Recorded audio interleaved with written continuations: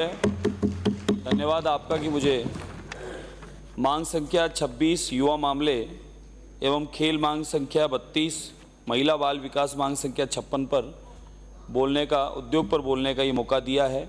इसके लिए आपका बहुत बहुत धन्यवाद, आभार व्यक्त करता हूँ। माननीय सभापति महोदय, हमारी सरकार बनने के तुरंत पश्चात सर्वप्रथम युवाओं की समस्याओं पर अपना ध्यान केंद्रित किया। पिछले 5 साल में युवा वर्ग गत सरकार कार्यप्रणाली पर बहुत परेशान थे, जिसका परिणाम था कि विधानसभा और लोकसभा चुनावों में युवाओं ने बढ़ चढ़कर भारतीय जनता पार्टी, मोदी और एनडीए पर पूरा विश्वास किया और उसी का प्रमाण है कि आप हम सब यहाँ पर अग्रणी विकास की ओर बढ़ रहे हैं। युवा मामले एवं खेल, माननीय सभापति महोदय, हमारी सरकार ने जो 2024-25 का बजट रखा है उसमें भी युवाओं पर पूरा फोकस रखा है। आदरणीय भजनलाल शर्मा साहब और उप मुख्यमंत्री महोदया, इन्होंने विशेषकर इस बात पर ध्यान रखा है कि राजस्थान के युवाओं को राजस्थान में अग्रणी लाने के लिए किस प्रकार से योजना बनाई जाए। हमारी सरकार ने युवाओं के सर्वांगीण विकास के लिए, व्यक्तित्व विकास के लिए, शिक्षा और खेलों से शारीरिक एवं मानसिक विकास की कौशल एवं क्षमता के निखारने के लिए, रोजगारों के नए अवसर में वृद्धि करने के लिए संकल्प को लेकर कार्य शुरू किया है। इस संबंध में हमारी राजस्थान की भजनलाल सरकार, भारतीय जनता पार्टी सरकार को आगामी 5 वर्षों में 4 लाख भर्तियां करने का संकल्प लिया है और इस वर्ष पहले लेखानुदान में जो 70,000 पदों पर भर्तियां किए जाने की घोषणा की गई थी, उसको बढ़ाकर इस वर्ष 1 लाख पदों पर भर्तियां करने का जो लक्ष्य रखा है, ऐतिहासिक है, जो अपने आप में अभूतपूर्व कदम है। इसके अलावा हमारी सरकार ने युवाओं के सर्वांगीण विकास, व्यक्तित्व विकास के लिए प्रोत्साहित करने के लिए तथा उनकी समस्याओं को निस्तारण करने के लिए दृष्टि से युवाओं की नीति 2024 लाने की जो घोषणा की है, इस नवीन नीति के माध्यम से आगामी 5 वर्षों में समस्त युवा वर्ग को उत्तरोत्तर उन्नति प्राप्त होगी, मार्ग पर अग्रसर बढ़ाया जाएगा। राजस्थान खेल आधुनिकीकरण मिशन की स्थापना करते हुए खेल क्षेत्र के लिए गत वर्ष की 475 करोड़ रुपए की बजट राशि को चरणबद्ध रूप से दोगुना करने का निर्णय भी युवाओं के हित में है। प्रदेश में कोच और खेल विशेषज्ञ तैयार करने के लिए महाराणा प्रताप खेल विश्वविद्यालय तथा संभाग स्तर पर खेल महाविद्यालय की स्थापना के लिए भी बजट का प्रावधान किया है। साथ ही युवाओं में कौशल विकास कर प्रदेश में 2 वर्षों की अवधि में 1,50,000 से अधिक युवाओं को ट्रेनिंग कराने का भी निर्णय लिया गया है। ये ऐतिहासिक कदम है, इसलिए बार बार सम्मानीय सदस्य ये बात कह रहे हैं कि अग्रणी राजस्थान में अभी जो मुख्यमंत्री वर्तमान में है, उन्होंने ऐतिहासिक कदम उठाए हैं और पूरे राजस्थान का जनता का व्यू लेकर ये कार्य किया है। मुझसे पूर्व अभी सदस्य बोल रहे थे, स्वयं स्पोर्ट्स प्लेयर हैं और हमारे खेल मंत्री, उद्योग मंत्री वो भी प्लेयर हैं। 2014 का आकलन देखें सभापति महोदय, 2014 के बाद के जो पदक प्राप्त हुए हैं भारत को, वो आप पूरे पदक का और पिछले का आप लगा कर देख लें क्या स्थिति है। बात ठीक है, आपकी घोषणाएं खूब थी, घोषणाएं थोती थी और उस कदर आप स्वयं भी परेशान थे और आप स्वयं मंत्री होने के बाद भी उन बातों को लेके निरंतर आवाज़ उठाते थे। इस बात का तो समर्थन करता हूं, लेकिन आप स्वयं इस बात को मान रहे हैं कि पिछली सरकार में घोषणाएं थी, उसके अलावा कुछ था नहीं। प्रदेश में 1 जिला 1 खेल योजना लागू कर प्रत्येक जिले में चरणबद्ध रूप से प्रचलित खेलों को अकादमी स्थापित करने की घोषणा की गई है। इसके अलावा पदक विजेताओं के लिए बीमा का भी प्रावधान किया गया है। इसके अलावा हमारे खिलाड़ियों एवं खेलों के लिए सरकार ने अनेक प्रावधान कर इस बजट में किए हैं जो स्वागत योग्य है।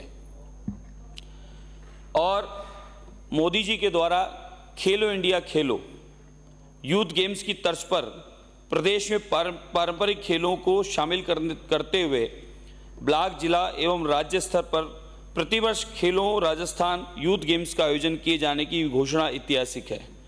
50 करोड़ रुपए प्रतिवर्ष व्यय करने जाने के निर्णय भी हमारी सरकार का सराहनीय कदम है। माननीय सभापति महोदय, मैं मेरे विधानसभा क्षेत्र की बात करूं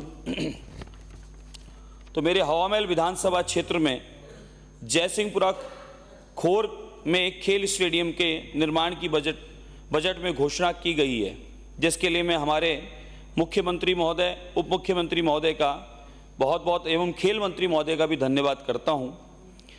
और जयसिंहपुरा खोर क्षेत्र में लगभग 50 से 60 हज़ार की आबादी लोग रहते हैं, जहां पर स्टेडियम बनने के पर वहां युवाओं को बहुत लाभ मिलेगा।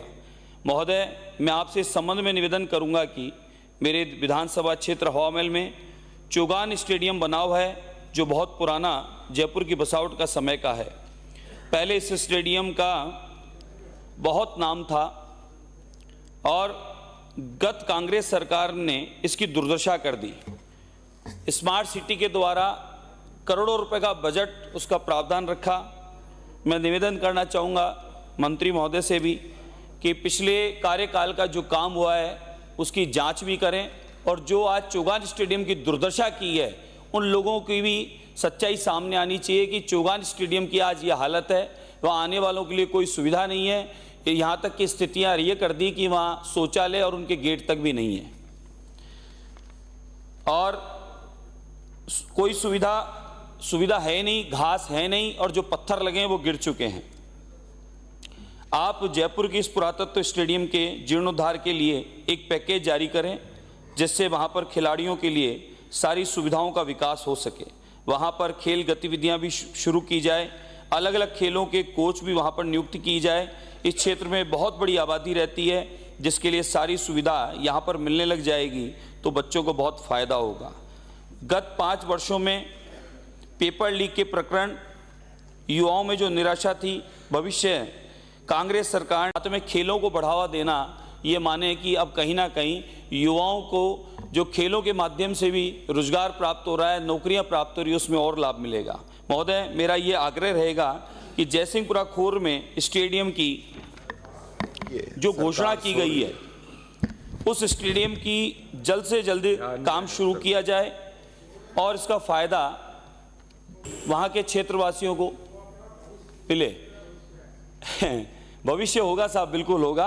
आप अग्रणी राजस्थान के साथ अपना योगदान दें, आपका सबका भी विकास तय होगा। हमारे उद्योग की बात कहूं महोदय, हाँ, आप प्रतिपक्ष नेता हमेशा बने रहे, बात ठीक है। मैं उद्योग की बात करूं, हमारे प्रदेश का हर जिला अपने एक विशिष्ट उत्पादन के लिए प्रसिद्ध है। राजसमंद हो तो टेराकोटा के लिए, बाड़मेर ब्लॉक प्रिंटिंग के लिए, कोटा डोरिया के लिए, जालोर मोजड़ी जूती के लिए, पाली मेहंदी के लिए, प्रतापगढ़ थेवा कला के लिए, जयपुर जेम्स के लिए, ज्वेलरी के लिए, साथ में 2 दरियों के लिए तथा नागौर हैंड टूल्स के लिए स्थानीय उत्पादन को बढ़ावा देने हेतु माननीय प्रधानमंत्री नरेंद्र मोदी जी ने वोकल फॉर लोकल के लिए की गई पहल का क्रम में राज्य के प्रत्येक जिले को एक्सपोर्ट हब बनाने की दृष्टि से राजस्थान का एक जिला एक उत्पादन योजना 2024 लाए जाने की घोषणा की है, जिसके क्रियान्वयन में प्रतिवर्ष लगभग 100 करोड़ रुपए का भार आएगा। साथ ही ऐसे उत्पादनों को बढ़ावा देने के उद्देश्य से प्रदर्शनी, कार्यशाला, सेमिनार आदि आयोजित करने हेतु जयपुर में पीएम यूनिटी मॉल लगभग 200 करोड़ रुपए से जो लागत से स्थापित किया जाना है, प्रस्तावित है। माननीय सभापति महोदय, मैं कुछ बातों से जो भी पिछले वक्ताओं ने कहा, मैं सहमत हूँ। हमारी यहाँ के इंडस्ट्री को मेरा खुद स्वयं का अनुभव है। पिछली सरकार में मैं खुद एक बाहर से आए हुए इंडस्ट्री ग्रुप के साथ में सरकार के कई प्रतिनिधियों से संपर्क किया, लेकिन उसका आंसर 0 निकला। उसका कारण ये था कि वो यहाँ पर इतने बड़ा असुविधा थी, रिश्वतखोरी थी कि वो इंडस्ट्री वाले कुछ तो चले गए गुजरात और कुछ चले गए बरेली और कुछ चले गए कहीं और। इस प्रकार से वो जो मारवाड़ी इंडस्ट्रिस्ट थे यहाँ पर आना चाहते थे, उद्योग जमाना चाहते थे, लेकिन यहाँ की जटिलताएं और सरकार की 5 स्टार होटल का रहना, कई कारण ऐसे रहे कि इंडस्ट्री वाले यहाँ पर अपना लगा नहीं पाए। लेकिन इस बार मुझे पूर्णतः विश्वास है, संपूर्ण राजस्थान के जो इंडस्ट्रियलिस्ट हैं पूरी दुनिया में, जहाँ व्यापारी वर्ग बड़ा नाम है हमारे मारवाड़ी इंडस्ट्रीज का, और गुजरात मॉडल की हम बात करते हैं, गुजरात में जिस कदर आदरणीय प्रधानमंत्री मुख्यमंत्री रहते हुए और गुजरात में ऐतिहासिक इंडस्ट्रियां डेवलप की, उस कारण हमारे यहाँ के मारवाड़ी भी अधिक संख्या में जाके और गुजरात में अपनी इंडस्ट्रिया लगाए। गुजरात आज इतना बड़ा समृद्ध बन गया और वही गुजरात मॉडल की वजह से संपूर्ण भारत ने मांग की थी कि भारत को भी अब अग्रणी लाने के लिए हमें मुख्यमंत्री नहीं, अब प्रधानमंत्री मोदी चाहिए। उसी प्रकार से अब हमारे आदरणीय मुख्यमंत्री भजनलाल शर्मा साहब ने बहुत अच्छी पहल और शुरुआत की है और मुझे पूर्णतः विश्वास है। अभी कुछ दिनों पहले ही यूके से मेरे कुछ लोगों के फोन आए हैं कि हम लोग मुख्यमंत्री से मिलकर और यहाँ पर आईटी हब लाना चाहते हैं, यहाँ पर हम लोग इंडस्ट्री लाना चाहते हैं। ये माने कि सरकार की आने की शुरुआत से जो माननीय सभापति महोदय, आपने मुझे